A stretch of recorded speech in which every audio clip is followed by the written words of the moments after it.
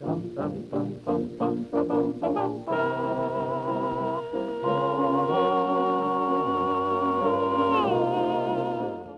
ng gobyerno, mararamdaman daw ang krisis sa kuryente ngayong tag-init at magsisimula na ang rotational brownouts sa Luzon. Kaya ang tanong ngayon, Paano nga ba tayo makakatipid sa kuryente?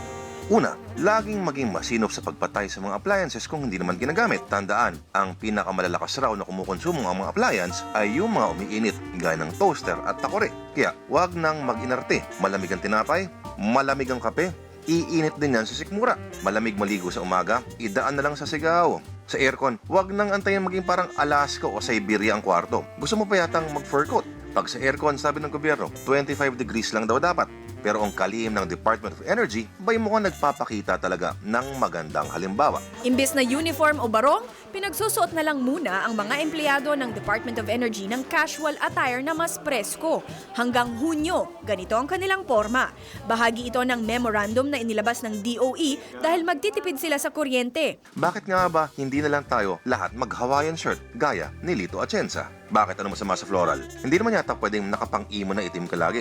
Taong 2015 na, high-tech na dapat ang lahat ngayon sa mundo. Natutunto na natin ang mga direksyon ng mga lugar at mga bagay gamit lang ang ating telepono. Nakakausap na natin ang mga mahal natin sa buhay sa kabilang dako ng planeta sa ating mga computer. Pero, Ano ang silbi ng lahat ng to kung wala kang kuryente?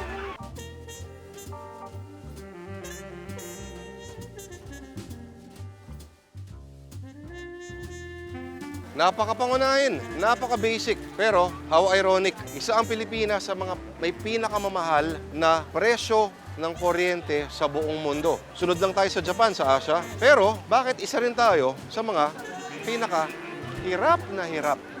Yan ang sinasabi kong problema. Oo, tol, yan talaga ang problema. Bakit kasi kaming mga uring mga manggagawa kami nagtitiis at nagsisikripisyo kung ano mga pinapataw nila dyan. Ang taas-taas tuloy lahat ng mga bagay. Mabuti pa, magkomunista na lang tayo. Sulong yung mga Maoismo, Leninismo, kung ano pang mga ismo, mga mismo, di ba?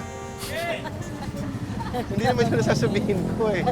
oo nga naman. Bakit ba ay mahirap na lang lagi ang nagtitiis? Ang gastusin ng gobyerno, bakit sa taong bayan pinapasa? Sa kapalpakan at sa kawalan ng kahandaan at pagpaplano ng gobyerno sa mga bagay na ito, bakit ang maralita pa rin ang kailangang magdusa? Bakit may mga mababatas na gustong sa taong bayan pa rin ipasa ang gastusin ng gobyerno sa kuryente? Let the people of the Philippines participate in the market para alam po nila that they have to do their share in lowering the demand. Nako, paano nga ba tayo makakatipid sa kuryente?